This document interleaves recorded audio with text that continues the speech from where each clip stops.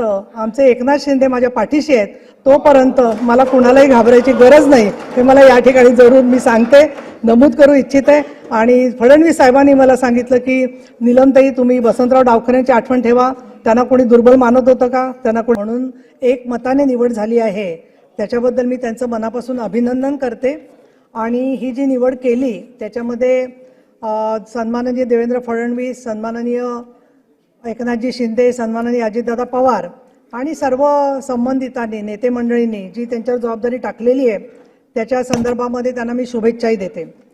रामशंकर शिंदे यांचा संक्षिप्त परिचय जर का पाहिला तर 1 जानेवारी 1969 नंतर त्यांचं सगळं शिक्षण जे आहे ते नगर जिल्ह्यामध्ये झालेलं आहे। त्यांनी वनस्पतीशास्त्रामध्ये MSc आणि BEd केलेलं आहे। शेती हा त्यांचा व्यवसाय आहे। भारतीय जनता पक्षाचं काम ते करत आहेत आणि कर्जत जामखेड या मतदारसंघामधून त्यांनी अनेक दिवस राजकीय सामाजिक काम केलेले आहे। पुण्यश्लोक अहिल्यादेवी होळकर यांचे वडील माणकोजी शिंदे यांच्या 9व्या पिढीतील वंशज म्हणून ते सर्वांना परिचित आहेत।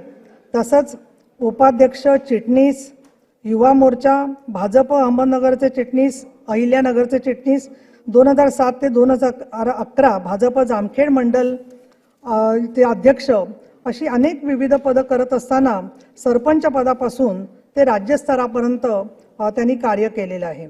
2009 ते 2014 ह्या सदस्यांच्या काळामध्ये महाराष्ट्र विधानसभा सदस्याबरोबर लोकलेखा समितीवर त्यांनी कार्य केलेलं आहे। 2014 मध्ये महाराष्ट्र विधानसभेवर त्यांची फेरनिवड झालेली आहे आणि 5 डिसेंबर 2014 पासून त्यांनी गृह विभाग, ग्रामीण, पणन, सार्वजनिक आरोग्य व पर्यटन खात्याचे राज्यमंत्री व अहमदनगर जिल्ह्याचे पालकमंत्री म्हणून अतिशय चांगलं काम निभावलेलं आहे।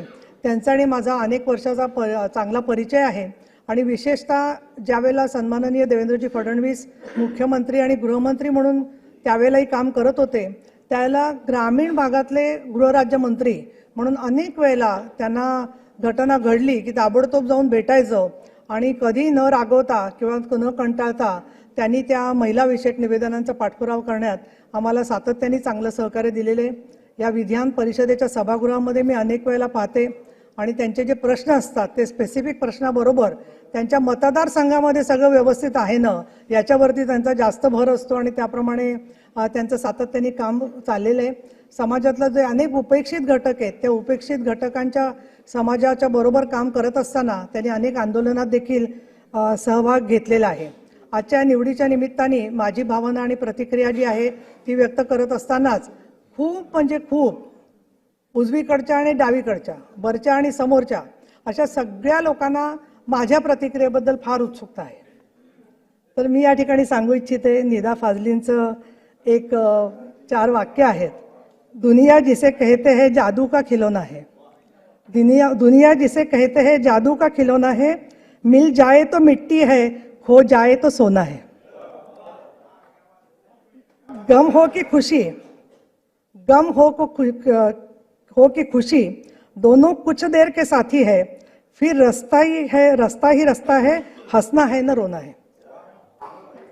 त्याच्यामुळे मला असं वाटतं की या संदर्भामध्ये सातत्याने दिवंगत मुख्यमंत्री मनोहर जोशी शिवसेनेचे यांनी मला पहिल्यांदा आमदारकी मिळाली त्यावेळेला सांगितलं होतं की मिळाली आमदारकी, पण काम करत असताना श्रद्धा आणि सबुरी याच्यावरती मी काम करत आलोय आणि त्या श्रद्धा आणि सबुरीच्या आधाराने आणि तुमचं सगळ्यांचं प्रेम आणि सहकार्य, दृश्य आणि अदृश्य, प्रेम आणि शत्रुत्व या सगळ्यामधून हे सर्व घडत असतं याची मला चांगली जाणीव आहे।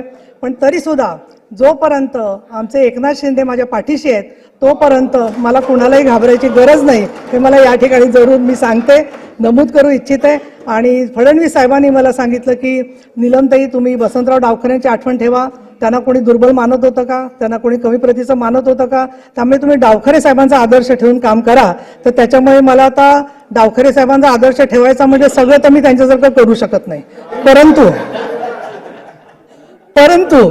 परंतु त्यामध्ये जे मला शक्य होईल, आता उदाहरणार्थ ते मांढर देवीचे भक्त होते, तिथल्या जेव्हा ते मंदिरामध्ये सगळं दुर्घटना घडली तेव्हा मी मांडलं होतं की आपण तिथे जाऊन पाण्याची टाकी आणि सगळं रेस्क्यूचं काम केलं पाहिजे.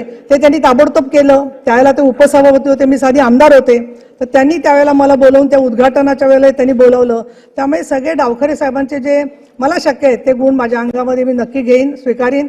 आणि दुसरं महत्त्वाचं राजकारणामध्ये तुम्ही कुठल्या पदावर असता त्याच्यापेक्षा कोण तुम्हाला महत्त्व देतं याच्यानुसार तुमचं महत्त्व ठरतं. आणि त्यामुळे डाव्या बाजूनी मला मिळणारं महत्त्व असेल किंवा उजवीकडून मिळणारं महत्त्व असेल, याच्यामध्ये 80% समाजकारण आणि 20% राजकारण या हिंदू हृदय सम्राट बाळासाहेब ठाकरे यांच्या भूमिकेनुसार काम करत असताना मला जरूर असं वाटतं की हे सगळं काम नक्की हातून अजून चांगल्या प्रकारे या विधान परिषदेमध्ये घडेल.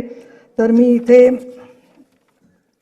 माझं भाषण झालेलं आहे.